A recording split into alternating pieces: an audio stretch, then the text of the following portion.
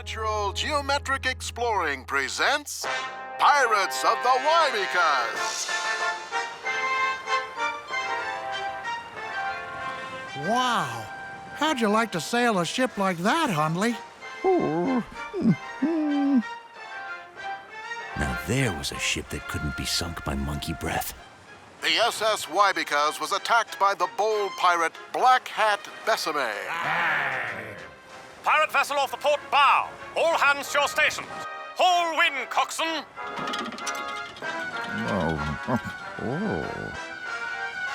Those ships were so dignified and neat. Wouldn't it be great to be an old-time captain?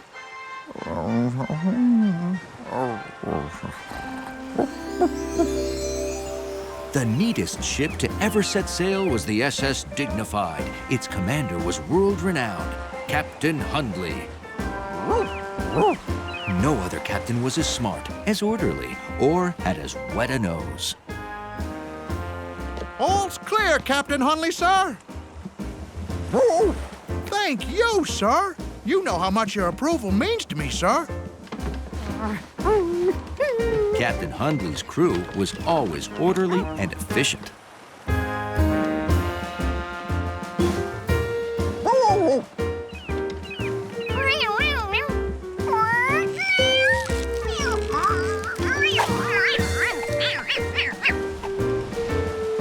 No one knew how to ride the breezes like Captain Hundley, the greatest sailor in the history of wind.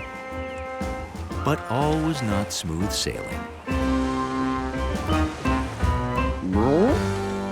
The wind was so strong, the pirates were upon the Dignified before Captain Hundley could give orders. The pirates were led by Yellow Hat the pirate. He's famous, you know. Hi, how are you? We're taking over your ship because, well, you know, that's what pirates do.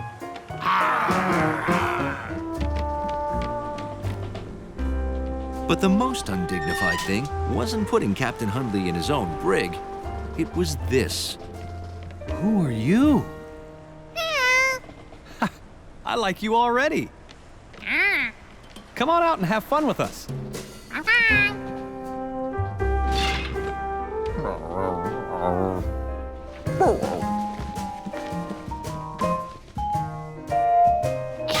George wanted to hang it up where Captain Hundley could enjoy it.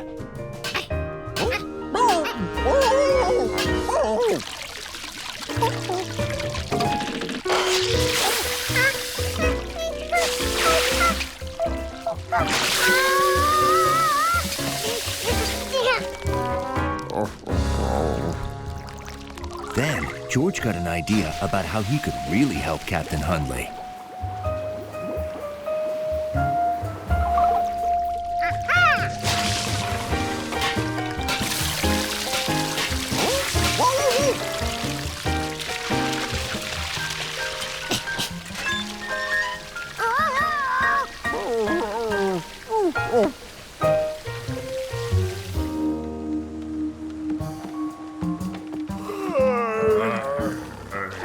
George, are you down here? Oh, my goodness. I mean, Wake up! Put on life vests. We're filling with water. Sinking. We gotta get back to our own ship.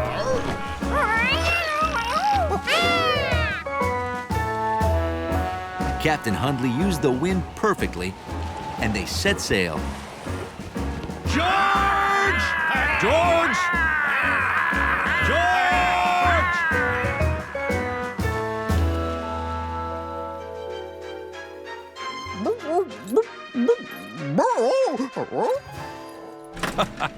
Hey, that sounds fun, doesn't it, George? Say, Hundley, your good pal George is gonna come out on the boat with us today. At least Hundley knew what to expect, so he was prepared.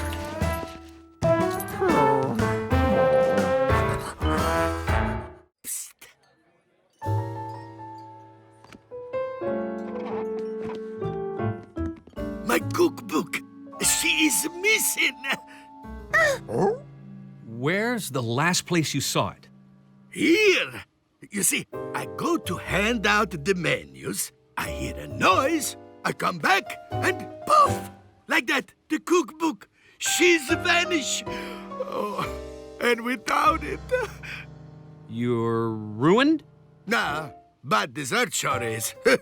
I don't know how to make the topping for my blueberry surprise without it. It has to be around here somewhere.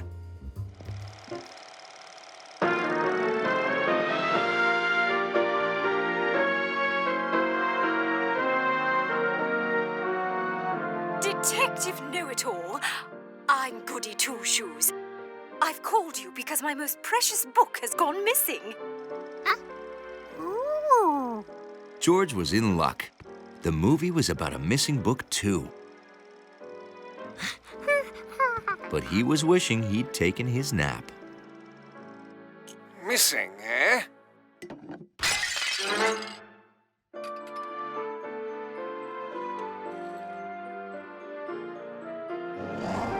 Oh, Kitty, come back!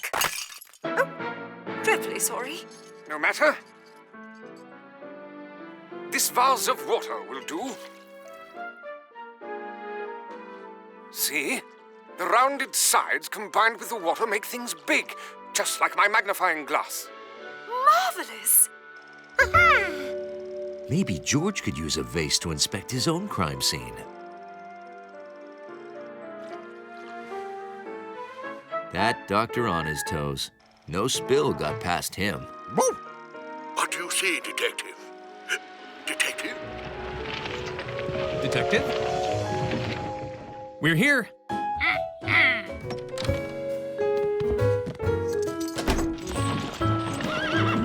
You've got your work cut out for you this time, Detective Needs to Know. Detective George Needs to Know wasn't worried.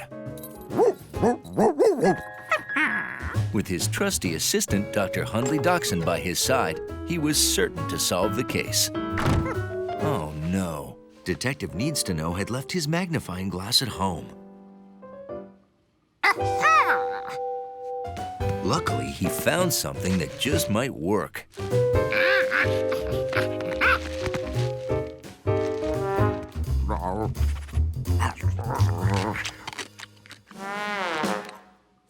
Luckily, there was plenty of water nearby. He just had to squeeze a bit to make it round like the vase. Now Detective Needs to Know could look for clues.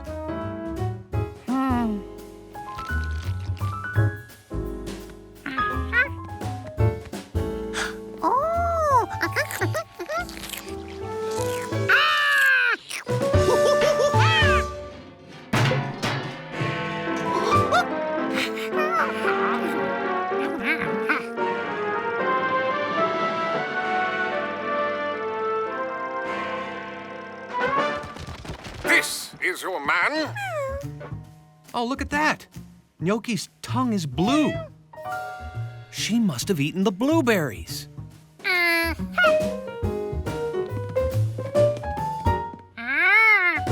Yeah, look at that. There's blueberries spilled all over the countertop.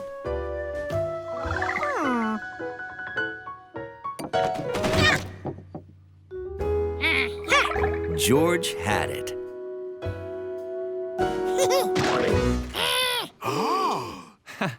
He never does this at home. My recipe book!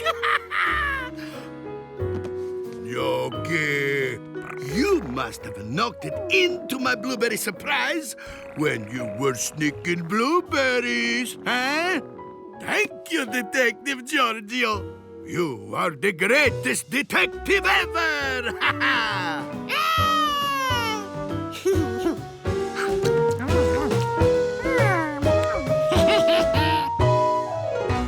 There's nothing Hundley loved more than a clean lobby.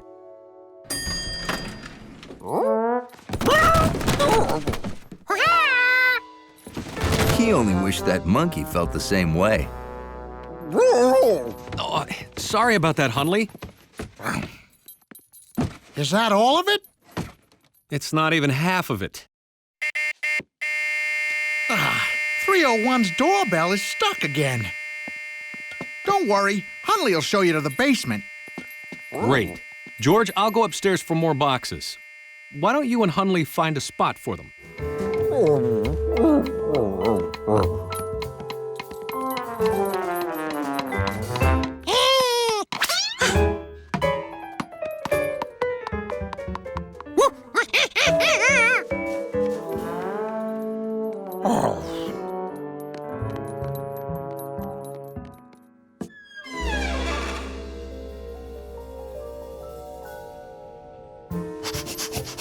Hundley decided to find a place for George's stuff.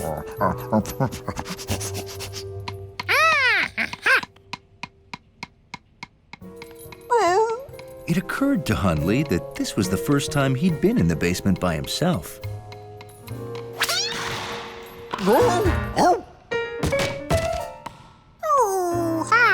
Now, where did that ball go? A good lobby dog is fearless.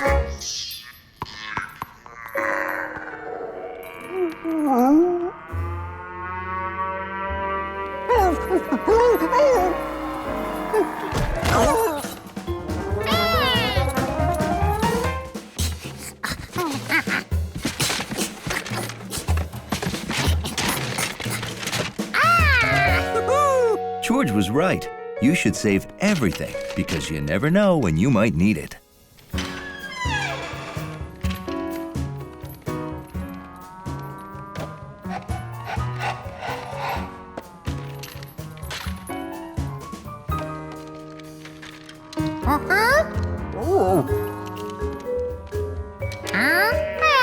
To help pinpoint the noise, George divided the basement into 4 sections.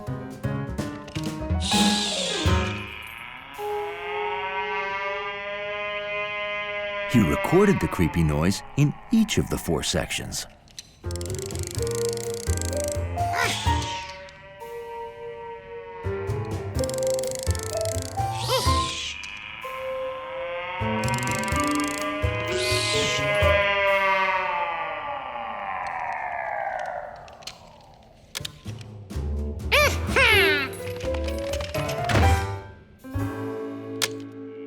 George played the recording and listened closely.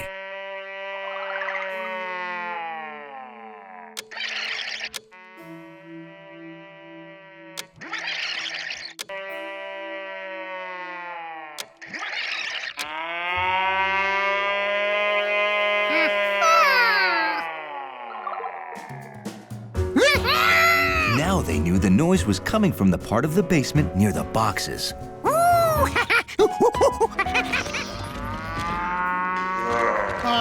After you. No, after you.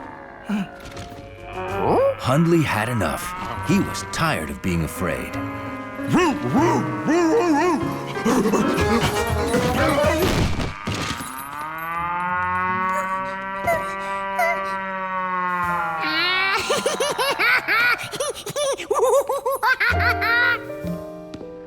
This is a cow. Cow. Yeah, Moo. Aw, Hundley must be the bravest dog in the city.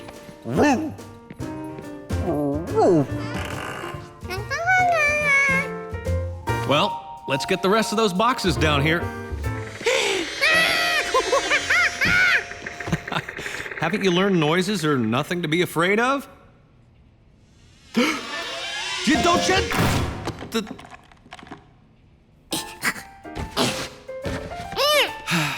Maybe we should keep your stuff upstairs, George. You never know when we might need it. Help! Attention! Attention! Help!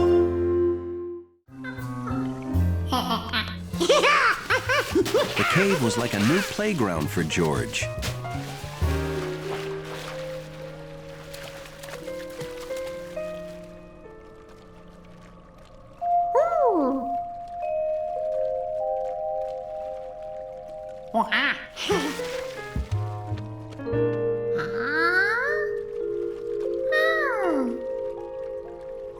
With just a flashlight, he could bring shadows to life.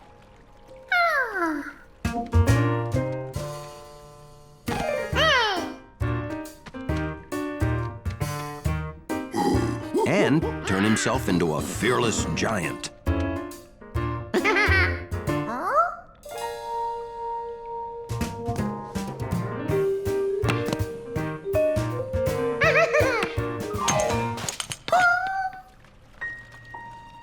Suddenly, the cave seemed very different.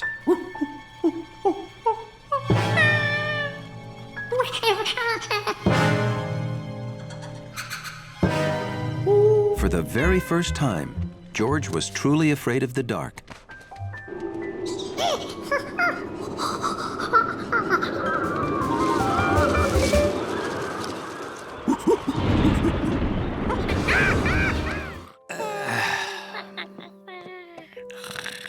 Good night, George.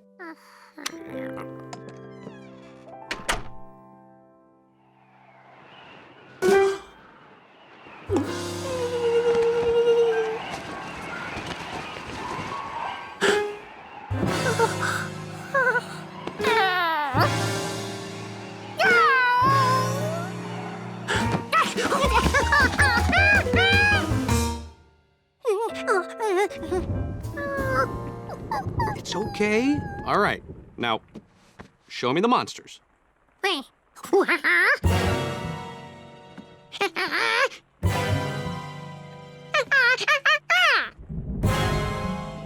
But those aren't monsters. You see?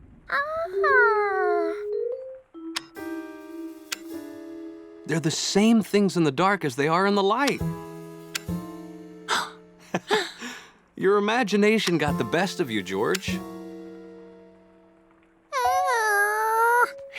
But you know what?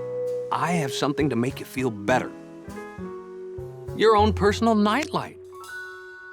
Now you'll never be afraid in the dark. All right, good night, George.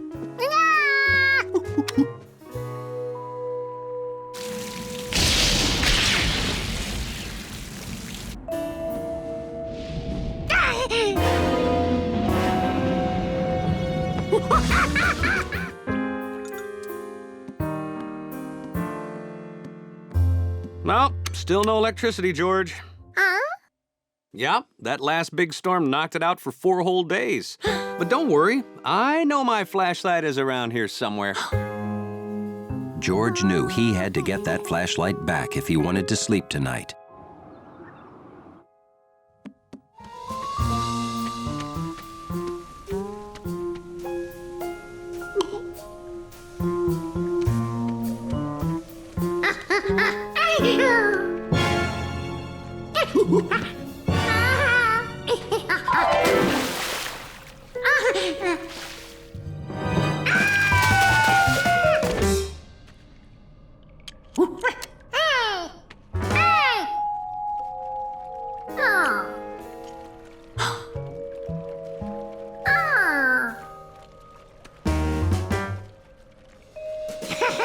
The man with the yellow hat was right.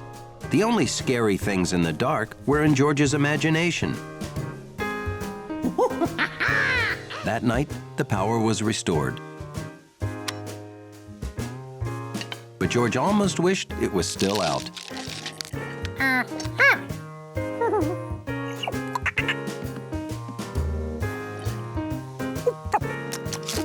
And so, after a day of spooky shadows and strange shapes and sounds, George found that he never felt so at home as he did right then, in the dark.